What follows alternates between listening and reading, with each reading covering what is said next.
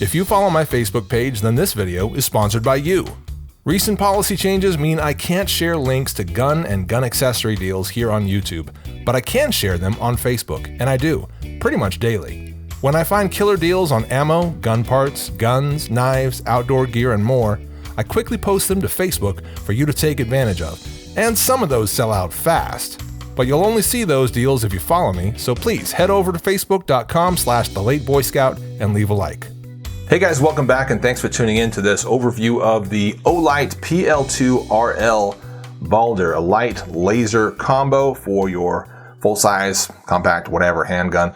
We're going to talk about sort of compatibility as well as compare it to the original PL-2 Valkyrie. You can see a little bit of a Norse mythology naming structure going on there. Valkyrie being a term from Norse mythology, and Baldr being the Norse god of light. So that's where that comes from. So we're going to talk about, again, sort of how all this works, what kind of a result you're going to be getting with it. I'm going to show you some targets here in a little bit, some shooting footage and all that stuff.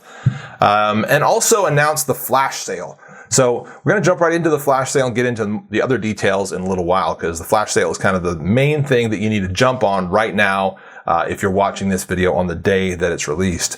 So I'm releasing this in time for October 29th, which is the day of the flash sale, and it's going all day long. Follow the link down below in the description of this video. Use that link specifically so they know that I sent you over there.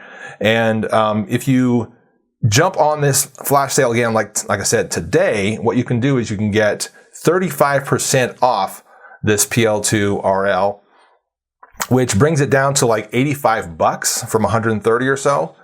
So that's an insane deal. And if you can buy two of them maximum, 2 per customer is allowed. So I recommend you do that, because if you spend over 159 bucks, you also get a free S2A automatically with your order. Once again, this is October 29th, 2018 only. So if you're watching this video far into the future, sorry you missed the sale, but I'm sure there'll be plenty of other Olight flash sales coming up. And it's still a great light, but we're going to talk all about that throughout the video.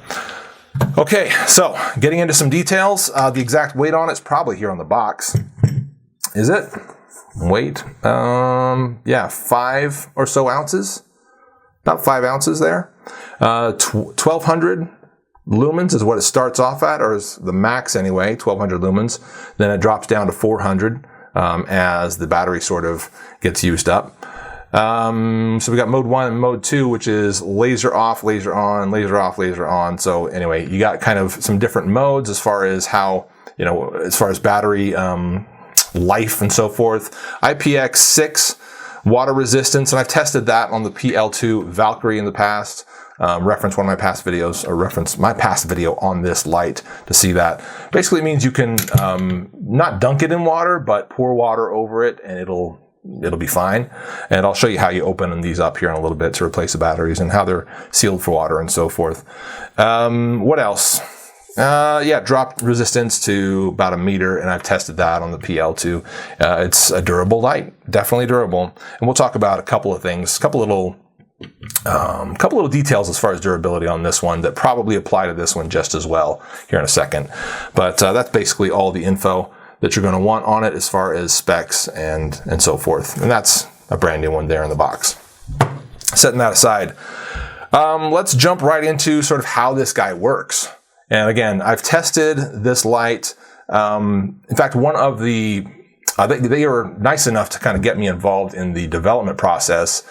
Sort of as they were finishing the light up, they sent me a sample that was still not quite named. And so they said, don't show this one on camera, but test it and tell us what you think about it. So I did a good bit of testing with that one and found it to be very easy to use. Here's basically how it works. So if you watched my PL-2 Valkyrie video, you've got these switches right here on either side, so it's ambidextrous in that way. And there's your release lever as well. It's the Baldr PPQ M1, gunbuyer.com exclusive if you're interested in that. Let's see here. So yeah, you've got basically your little plate there that interacts with the Picatinny rail. This one says GL for Glock, but you can also throw in the 1913 version of that rail. Again, just unscrew that, put the other one in. So it will fit better on a gun like the Baldr if you have the 1913 in, but the Glock one will go in there. It'll just slide a little bit back and forth, as you can see there. Anyway, so you've got that lever there that kind of, it springs open like so, right? You can, and then when you pop it on there, throw that lever, and it stays on there nice and solid. The RL, or the PL-2RL, is slightly different in that the lever, you know, it's actually, the spring goes kind of the opposite direction. So it stays on the gun rather than wanting to flop off. And you actually have to press this in to release it. So works a little differently, but very, very similarly. All right, I think you'll kind of agree there. So that's sort of putting it on and off. And that was kind of the issue that I had with the PL2 when I first, when I did my initial review of it. So I took this down to front sight on my Glock 17 here. I believe it was on my Glock 17. Yeah, it was. And the issue that I had towards the end of the class, shooting 400, 500, I don't remember how many rounds. I think it was 400 something. But drawing and presenting from the holster, reholstering, holstering, reholstering over and over and over. The issue that I found was that this plate here on top started to come loose a little bit. And the way that you adjust that is you drive this little pin out. It's a lot simpler than it sounds. You drive that little pin out, open the back there, and then you've got two little screws down here. You unscrew them, degrease them, Loctite them, put them back in, and it'll be as solid as a rock going forward. You can put the pin back in, no big deal. So it's fairly easy, not really a modification, but a little fix in order to get this a little more solid than it would be otherwise. It's fairly good otherwise, but you know, going in and out and in and out and in and out of a holster will put some pressure, some sort of slightly unnatural pressure on the light, and it's sort of its mechanism. So that's one of the things you'll want to kind of tweak. And I assume that you want to do the same thing with the PL-2RL as far as how that plate is built. Maybe they've made some changes there. I don't know. In fact, let's look at them side by side. Looks like they have made some changes. So maybe you don't need to do the same thing there. I don't know exactly. I haven't taken this one apart. But yeah, that's kind of the issue that I did have with this one. But you'll kind of want to keep an eye on that probably for the PL-2RL. As far as getting access to the battery, real simple. Pop this open, and there they are. Okay, then you kind of push that down like so, open that again, push it close, and then clip it, and that's how it stays shut. All right, and that's it. So actuation are just these two little buttons on the side. I kind of got sidetracked earlier when I started on this. These two buttons on either side. So you actuate it like this. You got the light and laser on right now, I believe. Yeah, we've got both light and laser on there. Don't think you can see them. Can you see the laser? What I'll do is I'll switch off the light so that you can see just the laser. There's the laser. All right, kind of getting blinded or washed out by the light. But there that is. So you have, again, you've got these switches right here turn on either the light or the laser or both, depending on how you set it up. And I'll show you how to set it up in a second. But before we move on to that, one more thing. On these two switches, if you press them both at the same time, so again, it's ambidextrous, so you can hit one or the other, but if you hit both at the same time, oh, that's got only light. Sorry, only the laser is on, that's why it didn't work. Press both at the same time, you go into strobe. All right, so that's kind of a cool feature. Now, showing you how to switch from light to laser. What you've got here is a couple different modes, and it even says it right there in the bottom. So you throw this lever all the way over here to just laser, then you've got just laser, and it emits from there. You can see that. And then if you throw it to the middle, you've got light and laser, and it emits both, as you can see there. And then if you throw it just to light, then you've got just the light, as you might predict. So pretty easy to use. You're not going to be switching back and forth during use, but what you want to do is throw that lever to the mode that you want to have it set at when you're going to use it, and then when you turn it on, it's in that mode. And that's basically how you use the thing. So as far as, from a user's perspective, it's very easy to set up, very easy to use. And again, if it matches, I haven't tested it for the same durability, but it's going to follow basically the same durability level as all the other Olight stuff that I've tested. I'm pretty much certain of that. So I expect that it will hold up really well to drops, to splashes, and all that other stuff. And you're going to, have a pretty durable light for whatever you do. Let's talk about how it shot and sort of targeting and all that stuff. So before we put it back on the gun, we might as well get to this. So zeroing, you can zero this thing real easy. It comes with it says it right there. In fact, where did it say it? In package, it says it's got a T6, T8 socket head wrench. So that wrench is going to help you adjust this and this, which are your basically windage and elevation for that laser. So when you go to the range, you don't even need to do this at the range. You can do this at home really easily, actually. You just set yourself up about 7 yards from a wall, a safe wall, obviously. You basically consider this dry practice. Unload, obviously, but set yourself up about 7 yards from the wall, and then you would, and this is up to just how I would do it, 7 yards. You might do it at 5, you might do it at 10. And then you would just adjust the elevation and the windage to bring you into alignment with your sights at that same distance. So wherever your sights are lining up at that distance, you want that laser, in my opinion, to be like right at the tip, right at the top, just kind of cross-sectioning your front sight, right? That's what I go for. That's what I want to do. That way, if I'm using my sights, the laser will be right where my sights are. If I'm not using my sights, the laser will get me on target. And that brings me to sort of the shooting experience that I had with this light. So, taking it to an indoor range, Ready Gunner in Orem, Utah, fantastic place to shoot, by the way. If you haven't been there, you ought to go. Took it there and got it out 7 yards on a JG Sales target there, and did it a couple different ways. So I tried it first using just the sights, but with the laser switched on, but using the sights to do my targeting, and found that my groups are okay. Little side note: you do want to zero it a little differently depending on the gun. Okay, so if you zero it for an M&P and then you throw it on a Glock, you may have your zero off a little bit.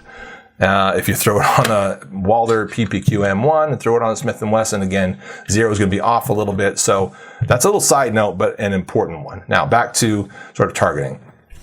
Again, was getting groups that I was happy enough with the gun. I think it was this gun, and then I switched to just using the laser. So didn't look at the sights at all, just pointed the laser into the target, rested the gun sort of there on the table and shot, and found that my groups were roughly the same. They might have opened up ever so slightly using the laser, but basically the same. So that tells me two things. Number one, that the laser is solid and that it doesn't, waffle around and wiggle around or whatever. It holds a zero once you set it. Number two, it tells me that you can count on the laser to be your point of aim pretty reliably, and not use your sights if that were in fact what you needed to do. Now, a little side note to that. I don't like to rely on sort of extraneous systems or technologies for basic skills. I would prefer to just use my sights every time, just use those. Even night sights, like that's a little bit extraneous to me. I prefer to just have the sights, but we have to deal with the fact that sometimes we have to shoot in the dark, and night sights can be helpful in that way. Also, we have to deal with the fact that sometimes getting our sights aligned well can be really difficult, and we can see a laser better than we can see our sights. So having the ability, the capacity to send a laser to our target and not have to rely on our sights can be useful. So again, there's kind of a big discussion to be had there, but in my opinion, it's useful enough to have a laser that it's worth getting a light laser combo and potentially using it if you feel you need to. Yeah, another little side note to that, I feel like it's also a good advantage to someone who, like myself, for instance, has practiced a lot with iron sights or plain sights, but perhaps I'm handing a handgun to somebody who hasn't practiced a lot with that, and we're in a situation, and I say, look, just point the laser at the target and pull the trigger. Rather than having to, go through a bunch of fundamentals, I can just hopefully say, here's this, do this, now I've got somebody helping me.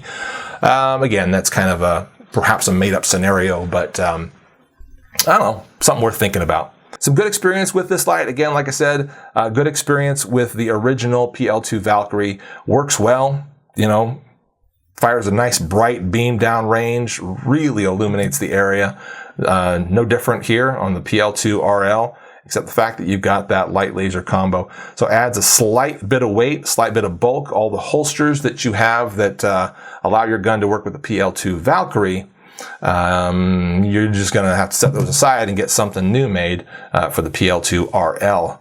So that you've got that able to use as well. But we didn't talk about the compatibility. So one more last thing. So you see that it's got the GL right here for Glock, which is the Glock rail compatibility there. So I can throw this on my Glock 17. Fits on there perfectly. Very little movement, actually feels very solid on there. And if I throw that on, like I said before, the Baldr PPQ M1, we've got a bit of back and forth there. That being, the reason being that these are not Glock rails, these are 1913 Picatinny rails. Now, the Smith & Wesson also has those 1913 Picatinny rails. These are not the same as Glock. So it stands to reason that you should have a bunch of slop as you put this on there when you've got the Glock rail on this. But it is rock solid on the Smith & Wesson. Why is that? Why is that? And this is true of the standard Smith & Wesson M&P as well as the 2.0. They both have this characteristic with the trigger guard right here, where it slopes up to the point where this particular light has a little bit of an interference. So right here, on this plate right here, I'll just try to get this on there so you can see it. Can you see that? You see how it touches the trigger guard right there? So because it touches that, it's actually locked into place between this trigger guard and the front of the next rail. So the front of that rail and the trigger guard hold this thing locked in solid. So you don't actually need to put the 1913 rail in there. It works better with the Glock rail in there. If you tried to do it with the 1913, you'd end up kind of forcing it in there because you get some resistance here, and then you'd actually end up tipping the light up a little bit. It would be kind of cranked like that instead of straight in line with the barrel. Not, you know, that's an exaggeration, but you know what I'm saying. So a little kind of a quirk there, but as far as its compatibility, it will work with either of these platforms. That's just one thing you need to keep in mind. It doesn't have that interference with either of these two, or any other guns that I know of, but Smith & Wesson, that's just something you want to keep in mind there. Again, love so many of Olight's products. Love their lights. The PL2 has been an awesome one. Did lots of shooting with it in a 4-day course, a 2-day course actually, at front sight. Really enjoyed it for the night shoot, and actually shot with this the entire time during that course. I expect that the PL-2RL Baldr would do just as well. Just need to find a holster that would work for it. That's it. Again, get in on that flash sale if you are watching this video in time. Again, it's about 35% off, bring it down to $85 from $130. Buy 2 of them if you can and get some free stuff and all that. Thanks for watching, guys. PL2RL Baldr from Olight. I'm Late Boy Scout. Thanks for watching.